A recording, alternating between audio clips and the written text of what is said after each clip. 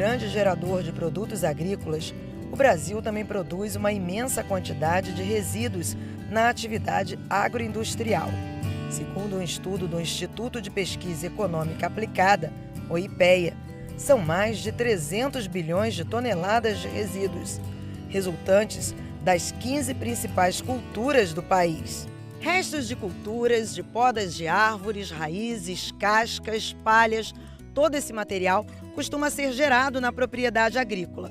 Mas sabemos que, se descartados de forma inadequada, esses resíduos podem causar danos ao meio ambiente.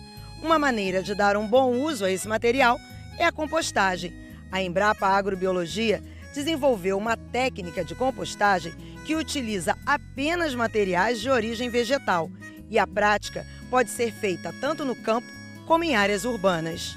O pesquisador Marco Antônio Leal, que desenvolveu o produto, afirma que a compostagem 100% vegetal permite a obtenção de um adubo orgânico de excelente qualidade e que pode contribuir para a autossuficiência do produtor agrícola. A ideia de fazer o composto 100% vegetal foi para tentar suprir uma grande demanda por fertilizantes orgânicos para a produção agrícola, principalmente a produção de hortaliças. Os materiais tradicionalmente utilizados, como o esterco bovino e a cama de aviário, estão cada vez mais difíceis de encontrar, com custo elevado, e além disso são materiais que podem apresentar contaminação química e biológica. A vantagem de se utilizar materiais de origem vegetal é poder aproveitar resíduos e subprodutos localmente disponíveis e também devido à sua reduzida carga de contaminação biológica, o que facilita muito o processo de compostagem, pois com menos contaminação biológica não é necessário ter um grande aquecimento da pilha de composto e também o número de revolvimentos é muito reduzido. Nós conseguimos fazer composto de excelente qualidade sem qualquer revolvimento, apenas a mistura inicial do material. A compostagem 100% vegetal permite a obtenção de adubos orgânicos e de materiais de substrato ricos em nutrientes, umificados e de excelente qualidade para sua utilização na produção agrícola.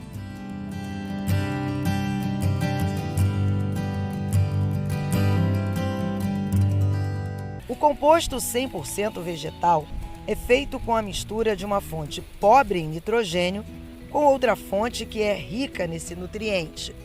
Uma boa opção como fonte pobre em nitrogênio é a palhada de capim-elefante picado, mas também é possível usar serragem ou maravalha, aparas de grama, bagaço de cana moído ou triturado e outros materiais semelhantes. Todo o processo de compostagem é feito por meio da mistura de materiais pobres em nitrogênio com materiais ricos em nitrogênio, visando obter uma mistura com a relação CN próxima de 25 a 35. No composto 100% vegetal, nós utilizamos materiais de origem vegetal. As principais fontes de nitrogênio podem ser tortas e farelos de origem vegetal, como no caso aqui a torta de mamona, que é um material seco, pó, então é fácil de trabalhar, fácil de armazenar, pois não atrai ratos e baratas. Outros materiais de origem vegetal, outras tortas, podem ser utilizados. Então, como exemplo aqui, o farelo de trigo, que a vantagem é que é o material mais fácil de obter, que é utilizado na alimentação animal.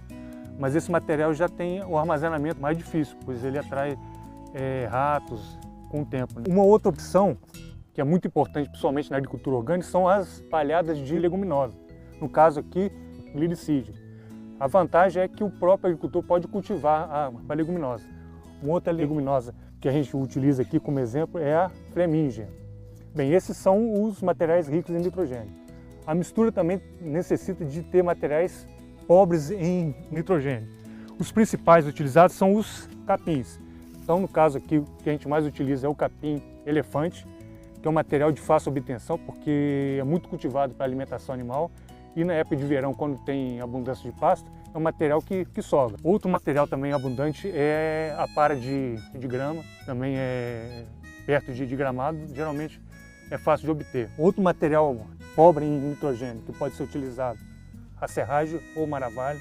Pode ser obtida de poda de jardim ou se não de serraria. Sendo que de serraria tem que tomar cuidado com eventual contaminação com material utilizado para preservação de madeira. Esse material pode contaminar o composto.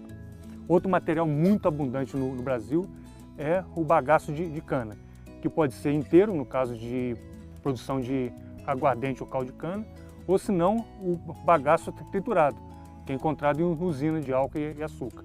Esse material é abundante e é um material mais pobre em nitrogênio, tanto tem que ser misturado com a proporção maior de material rico em nitrogênio. Se o agricultor quiser usar a leguminosa, que é uma fonte extremamente rica em nitrogênio, ele tem algumas espécies ao seu alcance que não exigem muito no manejo. O pesquisador Guilherme conhece bem as leguminosas e vai nos mostrar algumas dessas espécies que podem ser utilizadas como matéria-prima do composto 100% vegetal. Guilherme, que espécies são essas? Existe um grupo de leguminosas que são chamadas de adubos verdes, que cobre desde espécies de hábito rasteiro até espécies arbóreas, que tem como característica a rusticidade e a elevada capacidade de produção de biomassa, o que são características favoráveis para a utilização destes materiais no enriquecimento de compostos vegetais. Dentre essas espécies, nós podíamos destacar a fleminja, que tem um hábito arbustivo e perene e que, por isso, após ser implantada, ela pode sofrer várias podas e, desta forma, termos uma produção intensa de biomassa ao longo de um ano. Guilherme, além da fleminja, quais são as outras espécies que o agricultor pode usar como matéria-prima do composto? Existe um grande número de leguminosas que eu destacaria no grupo das mucunas, do grupo das crotalárias e, particularmente, algumas espécies arbóreas, como a Gliricidia sepium.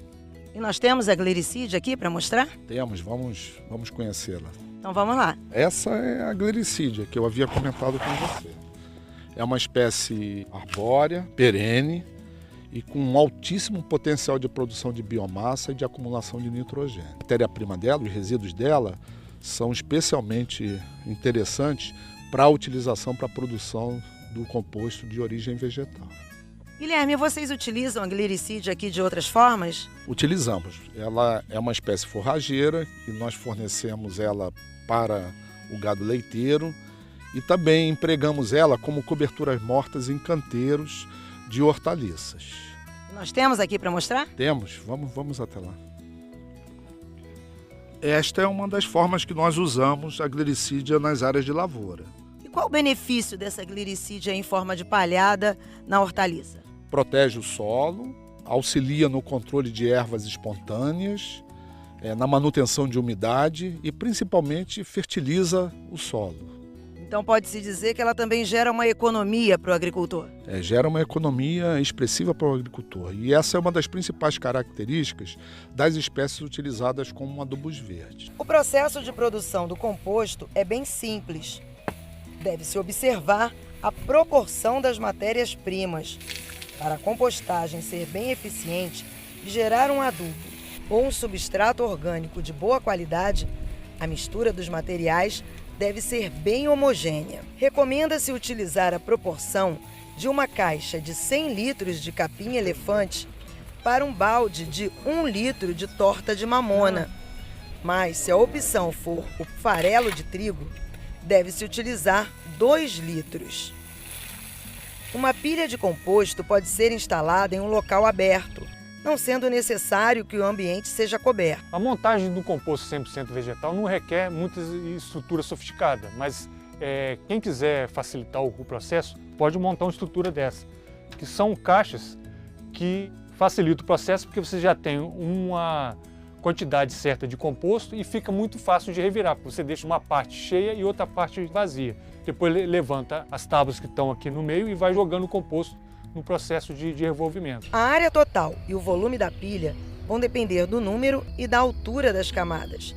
E essas, por sua vez, dependem da disponibilidade de materiais. A montagem do composto 100% vegetal tem que ser feita em local que tenha um ponto de água e no caso de se utilizar o composto para substrato de mudas, é importante que seja em local impermeável, porque o solo não pode entrar em contato com o composto, porque o solo pode levar patógeno e pode prejudicar as mudas. O processo de montagem é muito simples.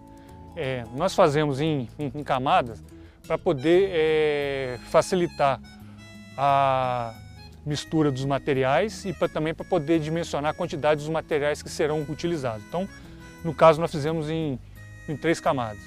Colocamos 3 caixas de capim-elefante e 1 litro de torta de mamona para cada caixa. Foi importante molhar o capim-elefante antes porque ele estava muito seco, senão a torta de mamona ia todo para o fundo.